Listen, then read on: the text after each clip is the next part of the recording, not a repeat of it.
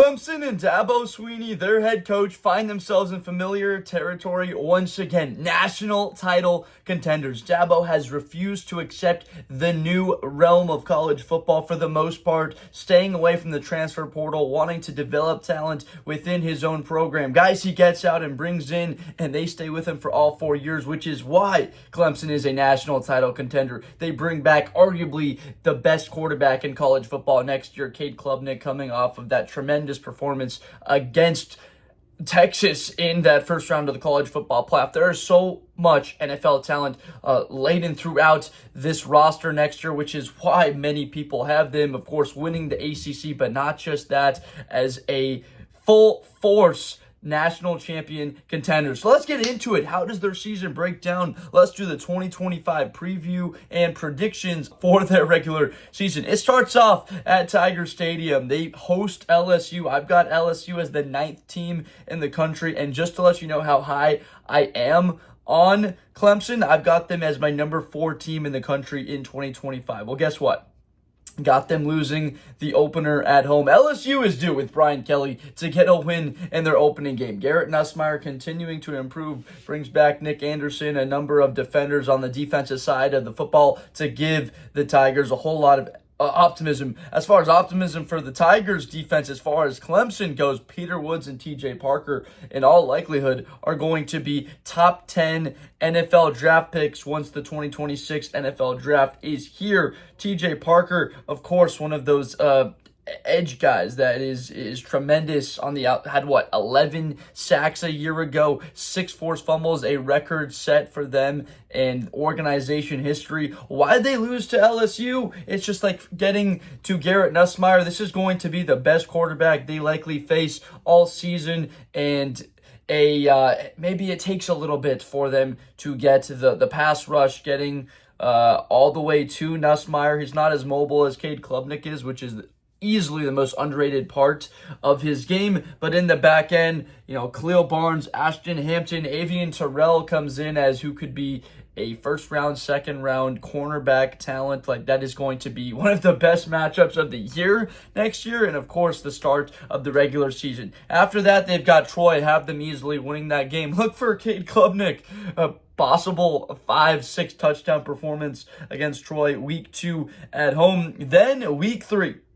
Listen, there are 3 teams legitimately that I have: Miami, Georgia Tech, Clemson, that can win the ACC. You might be like, what? Like, Miami, I understand, but Georgia Tech, when have they been a force in this conference? If you are familiar with the sport, of course, you know their performance at the end of the year, beating Miami and forcing Miami into that win-and-in scenario against Syracuse, where they get beat, they're knocked out. A lot of that had to do with their loss to Georgia Tech, and Georgia Tech almost putting Georgia in a spot in the SEC champ game where if they lost that game to Texas, they would have been out of the college football playoff because they almost handed them their 3rd loss of the year in that matchup. So at Georgia Tech against Haynes King, who is a specifically, as I can put it, a warrior. That's what Kirby Smart called him. I like that as a perfect way to describe the guy. Haynes King, huge loss for them as far as their talent goes was Eric Singleton, who goes to the SEC and is now a wide receiver for Jackson Arnold and Hugh Freeze, the Auburn football squad down there in the South. Like, Auburn has a lot of success that they're going to have with Eric Singleton in that offense. They lose him, but I've got them beating Georgia Tech in a very tight showdown, 27-24 on the road. Who knows? You could see Georgia Tech once more in the ACC championship game. When you look at Miami, as far as the overall outlook, Miami doesn't play Georgia Tech. Miami doesn't play Clemson. They have a path where it's obviously matchup with Notre Dame, and they've got Florida, which are their only 2 super, those are crazy tough matchups. They are at SMU with Kevin Jennings. A lot of people are high on him. Obviously, still in recent memory is the loss to Penn State and him having 2 pick sixes or 3-4 picks in that one, not playing great. But SMU have them with a more of a down season. Actually don't have them ranked next year. But a win against Georgia Tech puts Clemson at 2-1 on the season before a 41-20 win against Syracuse. Now, going 3-1 into the bye, I would just about think that 50% of the fans wouldn't take it, 50% would. That means they're telling me we win at Georgia Tech. A lot of people have that game circled as a nervous one. And then the game against LSU, that presents risks for a number of reasons, but there's the crowd that are smart about this thing saying, like, I would rather win at Georgia Tech, get that win within the ACC. That's a more important game when it comes down to the scope of getting to the ACC championship game, which in all likelihood is just a lock to make the college football playoff in this particular season. Like if you're 10-2, ACC championship game, you will be in the CFP, whereas like a loss against LSU, understandably, but that will have weight when it comes to it. But if you're Clemson, you don't want two losses on the year. If they do happen, if it's LSU and Georgia Tech, that really bodes poorly because there's still a matchup looming at the end of the season at South Carolina. Now, the bye is in week 5, and then you see Bill Belichick and company with the Tar Heels at North Carolina, and then, of course, at Boston College. Have them winning 28-13. This is a season coming up now where you don't have Phil Mafia, you don't have ETN in the backfield to be able to hand them the football, of course, like the last number of years. Like Mafia and ETN have been tremendous producers running the football, and Dabo doesn't just have to lean on throwing the ball. Cade Klubnik could be throwing for 4,000 yards next year. This is easily, debatably, the best wide receiver core in college football. TJ Moore is back. Bryant Wesco is back. Antonio Williams, arguably, like this guy could be a first-round pick in Antonio Williams next year, returning all of that production. And then what will they have in the tight end spot? Who is like the runaway train that they have at running back, like Gideon Davidson, Keith Adams? Are they going to have like production in one of these guys that hasn't done it yet? That's what's the most interesting storyline to focus on with Clemson, is like, who will that running back be? Then in week number 7, another win at Boston College, 2 back-to-back wins on the road, pushing them to 5-1 on the season before a showdown with, we talked about Kevin Jennings a little bit, and SMU. This was that ACC championship game. This will be the rematch once again. SMU so devastated, heartbroken, falling in that game. Just saw the fight from Cade Klubnik throughout in his play down the stretch of the season. Of course, the tough start for them. And then SMU defensively, like they held up as much as they could against Penn State. Frankly, I thought that they produced decent defense against what has been the best backfield, a top 3 certainly in America over the last 2-3 years with Katron Allen and Nick Singleton. But SMU can't overlook that whatsoever. You can understand that all of the college football playoff talk at this point with a 5-1 record will be swirling, but you beat SMU, you are solidifying all of that before the bye week to move yourself to 6-1 on the year before you have that stretch of Duke, Florida State, at Louisville, LaNorris, and Furman before that showdown with South Carolina, LaNorris Sellers at the end of the season. Now, Duke, 38-10, you're leaning on your weapons.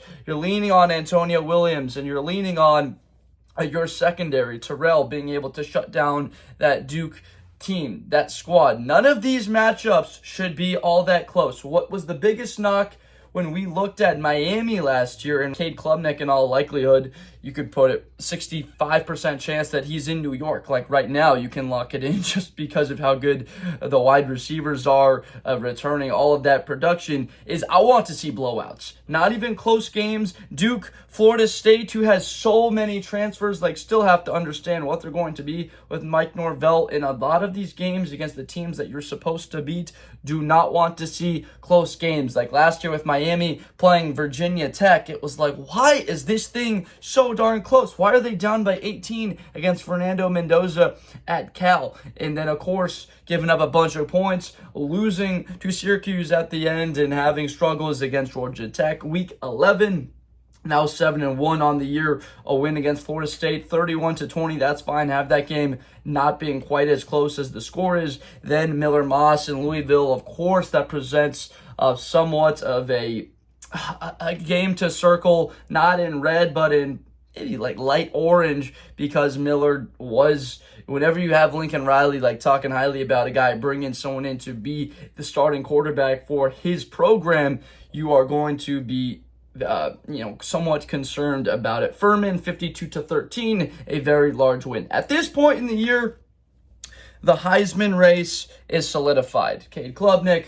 Arch Manning, is it LaNorris Sellers, DJ Lagway, is Jeremiah Smith for the Buckeyes having a crazy season? Is there a defensive player like Denai Dennis Sutton for Penn State, or Caleb Towns also for the Buckeyes? Dylan Stewart for South Carolina, who you'll see in a couple of weeks. We'll understand the picture of what it looks like. The game against Furman have a 52-13 win for Clemson, but this is not the spot where you really lean on. They're going to have an easy win, but there's no need to be stat padding. That game at South Carolina, even though you might have a spot locked up in the ACC championship game, this is a matchup where everyone is going to be looking at Clemson, because seeding will be important if you don't wind up being a top 2 team. You're going to end up as a seed, and the difference between being the 7 or the 8 seed playing the 9 and the 10 teams next year, as opposed to, like you saw, the Buckeyes playing a great Tennessee team.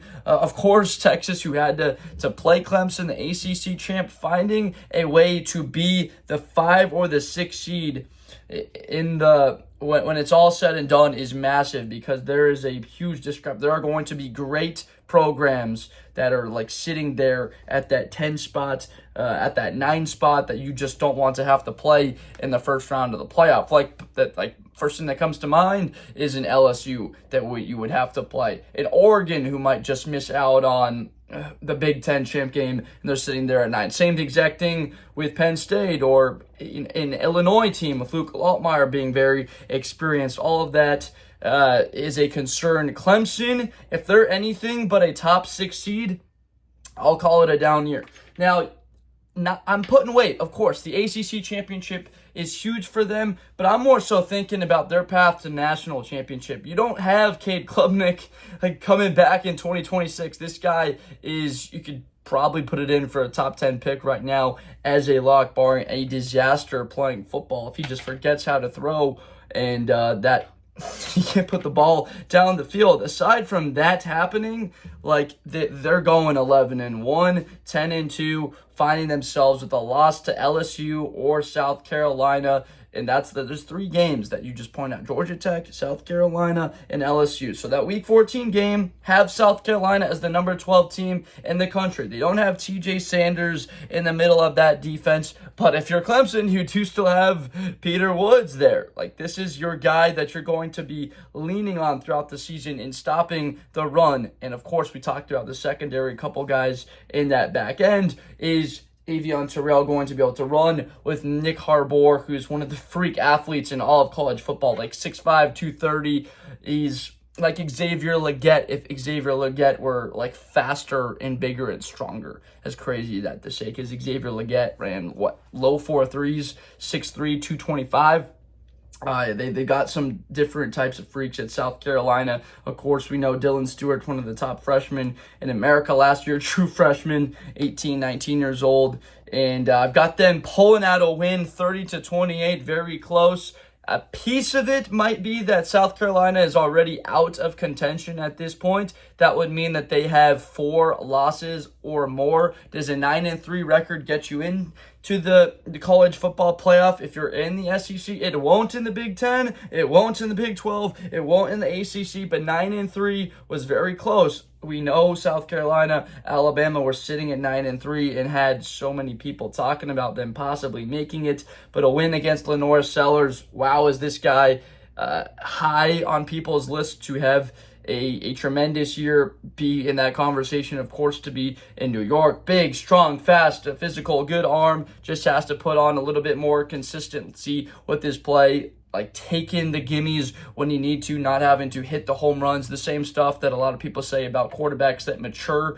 But between the ears, Clemson, super high on them. That's why they're the 4th team in the country. And if they can get that 5-6 seed, don't see why they couldn't be playing in the semifinal or beyond next year, as long as they don't see an Ohio State or Texas in the first 2 rounds.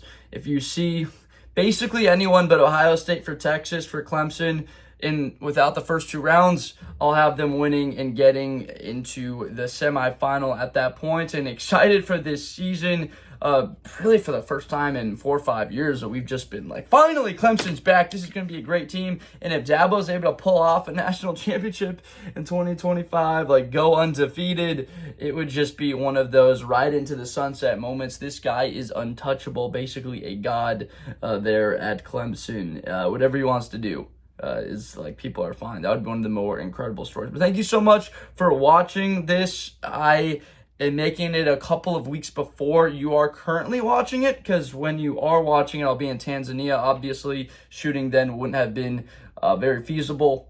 So if I brought up players or circumstances that don't seem likely because a guy might not be on the field because of recent news, I didn't know it. Came out with this video a couple weeks ahead to get ready for the season and that trip to Africa for the Great Migration. But please let me know in the comments what you think about Clemson. Am I on this? Where do you have them ranked next year? Do you have them as a title contender, or maybe a little bit less than that? But let me know. Make sure to subscribe for more content in the future as we get set for the college football season next year. And as always, please have a great rest of your day. Best player in college football. That Georgia and Ohio State game, New Year's Eve, is going to be a classic. Josh Blunder, hi everybody, I'm Josh Blunder. To the 40, 35, 30, Espinosa to the 20.